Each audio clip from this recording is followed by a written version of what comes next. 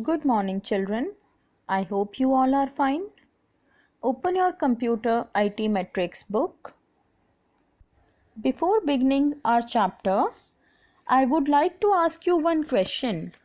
What do you all understand by the term network? Yes, tell me, students. A group or system of interconnected people or things is a network. And this is which we are going to read in our first chapter. Networking concepts. Open your first chapter given on page number 7.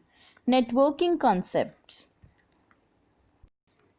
You must have seen many people using mobile phones. Mobile phones use mobile wireless network for connectivity.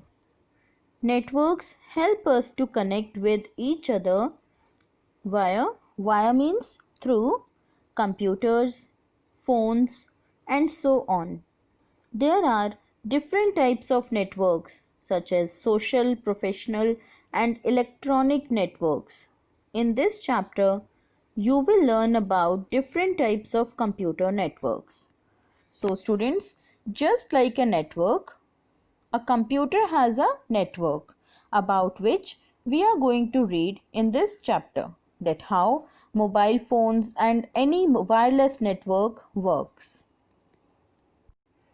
When a number of computers are connected in order to communicate or share information, they form a network which is called a computer network. So, what do you all mean by computer network? When a number of computers, it means when more than one computer are connected to each other in order to communicate, to share information, data, they form a network. This is called computer network. Internet is an example of a computer network. The purpose of computer networking is to build communication between computers. This communication includes exchange of data and information with the help of software applications installed in computer systems. A computer network can be formed between two or more computers linked together in a room of a building, a town, a city, and across the globe. Across the globe means within the whole world. A computer network can also include peripheral devices such as printer, scanner, and so on. The computers within a network can originate, route, and terminate the data are called nodes. Hosts such as personal computers, mobile phones, servers, and networking hardware are included as nodes.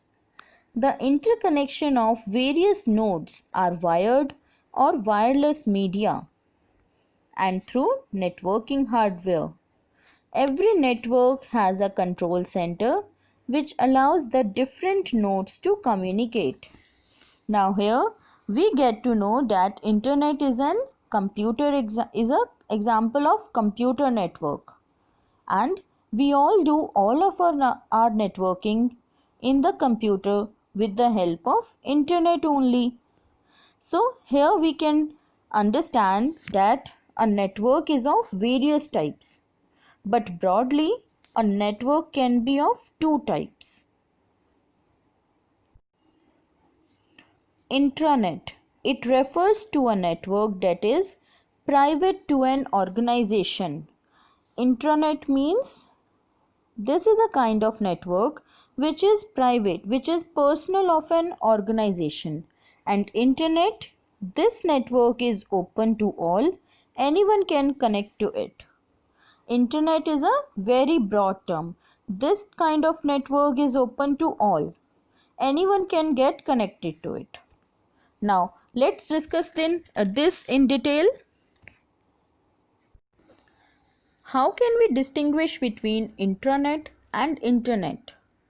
An internal network accessible by authorized individuals within an organization is called intranet, whereas in internet used to access global information and for instant communication by anyone, anywhere and anytime.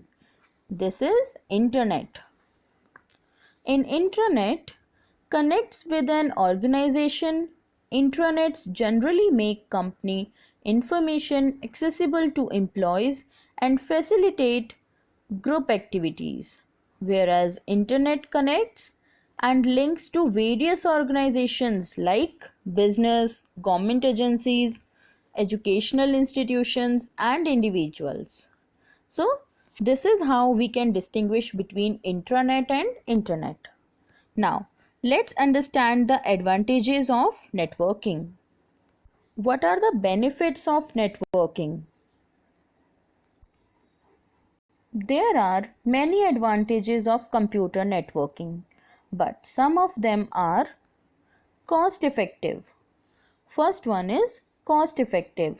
Besides software, hardware devices like printer, scanner and modem can be shared by all the computers on a network.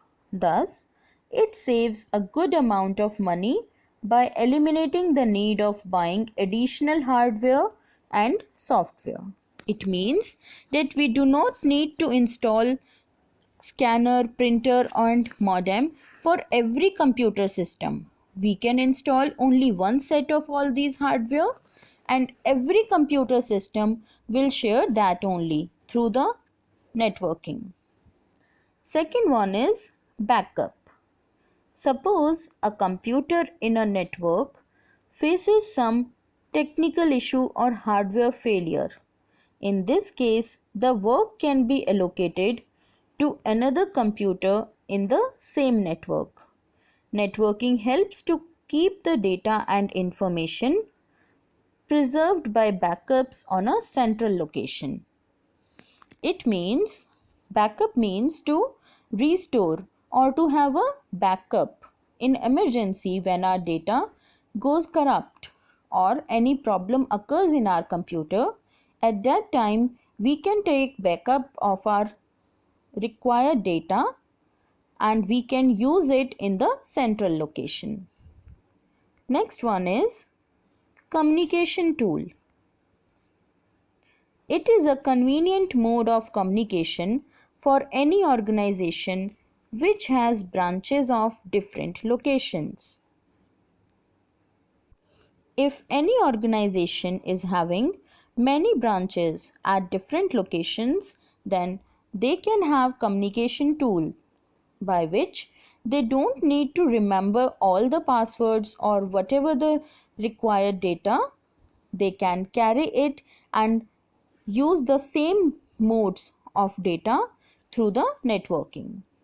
Next is easy access to remote database. One can instantly book railway or airline tickets from anywhere. Hence, it saves time and effort.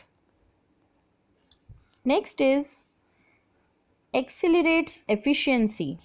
It allows the upgradation of software and data from a single point. Thus, the efficiency of a working system enhances to a greater extent. It upgrades the software and data through a single point. Next is reduces the need of hard copies. There are times when a copy of some document is to be circulated among many members in an organization. In such a scenario, a soft copy of the document can be shared among the members of the network. It means no such hard copies are needed to be distributed to the every member of an organization. It can be circulated in the form of a soft copy. By this, we can save our paper also. Next is real-time delivery. one can instantly share data and information across the globe. It saves our time as it can, due to network, our data gets transferred from one place to another or one system to another in just a second.